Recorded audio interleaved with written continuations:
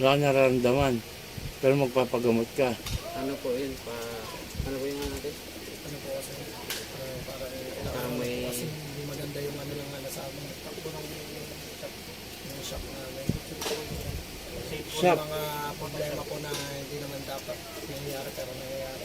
Pero sa inyong pangangatawan, Ako ano, nangihina. nangihina ka.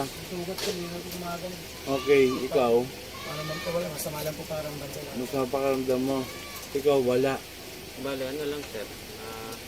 Parang tamad yan ang gumalaw. Wala kayong naanong tao? Kaya po, Sigurado kayo? zero. 2 tao to, pero grupo yung bumibira sa inyo at saka sa shop nyo. Katampuhan po. Katampuhan. Saan Okay, ganito gagawin. Hindi, 2 tao itong nakikita ko sa inyo. Diyan pa lang kay kanina, nakita ko na. Kaya nagtatanong ako kung meron. Ngayon siya rin yung umaano sa inyong business, no?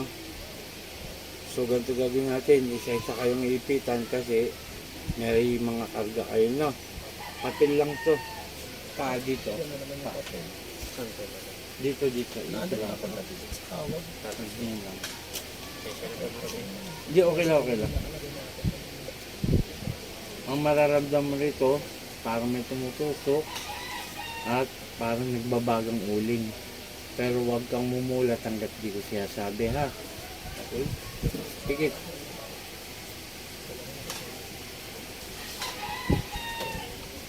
Sa Torarepo, Teneto Perarotas, sino magumagambala sa taong ito, mag-usap tayo sa Espiritu ng Diyos.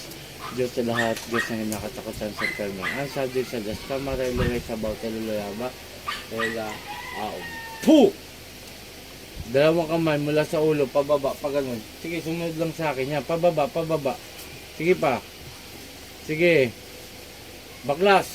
Puh! Sige. Alisin mo nilagay mo rito, ha? Ha? Nagkakaintindihan? Ha? Sige, baklas. Nagkakaintindihan? O, wag mong ginugulo yung pamilyang to, ha? Ha? Kung ano yung nilagay mo dun sa negosyo nila na pabagsak, lubayan mo na, ha? Ha? Nagkakaintindihan? Sige, baklasin mo yan. Tanggalin mo yan. Huwag kayong ganyan ng ganyan, ha? Sige pa, tanggalin mo lahat. Sige pa! Nagagalit ka ba sa kanila? O nainggit? Inggit galit? Galit. Kaya ganyan ginagawa nyo. Magkakaano ba kayo? Magkakatrabaho. Sige, baklas. Tanggalin mo yan. Hindi porkit nagagalit ka, binibira mo na sila. Huwag ganun, ha? Sagot! Opo. Sige, baklas. Sige pa. Konti na lang. Pero mo dahil sa galit, kukulamin mo sila. Tapos pababagsakin mo yung negosyo. Huwag ganun, hindi maganda yan. Sige pa. Tanggalin mo lahat yan.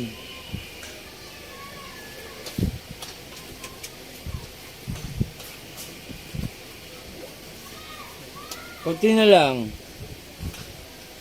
Ano negosyo nyo? Motor shop Motor shop saan? sa may Dream Plaza. Dream Plaza. Paggawa ko dun, ha?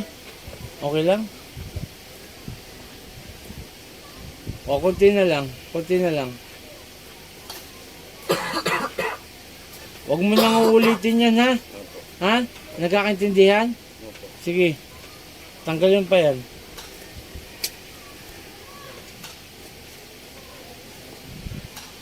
At kung ano yung inaano nyo sa tao, ibabalik ko sa'yo.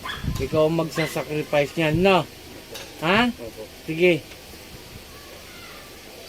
Kilala mo ko hindi? Hindi po. Hindi. O magpapakilala ako, ha? Ako si Apo Chalin, isang manggagamot dito sa Subic. Ayoko yung inaano niyo yung mga tao, ha? Ha?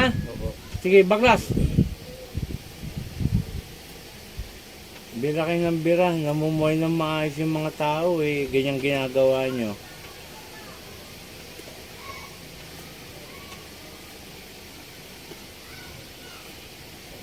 Panginoon kong Isus, sa aking mandakila, mingayon ng basbasa yung nabalik ko ang inilagay sa taong ito at siya iparusahan. San Ipratlis, Sakbik, Atal!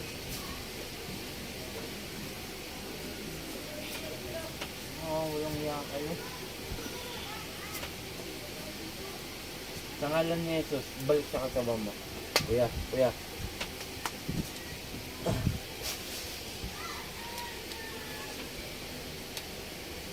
Pakainom, ubusin lahat. Tapos, pahinga ka muna doon. Ikaw naman.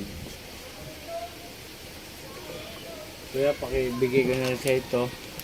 Paki-follow, ano na sa YouTube. Tulong sa akin, ha? Okay, shoutout sa lahat. Ako si Apo Chalin, Apo Eric. Shoutout kay Apo Ken, Apo Marvin, Apo Rosita. Mga magigiting na manggagamot po ito. At shoutout sa buong pamilya. Yung nga, maraming salamat sa mga sumusuporta. Pakishare po ang ating video para po dito sa mga bagong nakakanood o napapanood, makahingi sila ng tulong about the spiritual. Na po, okay, maraming salamat. Ako si Apo Chalin, Apo Eric. Magandang tanghali. Puh! Pupunta.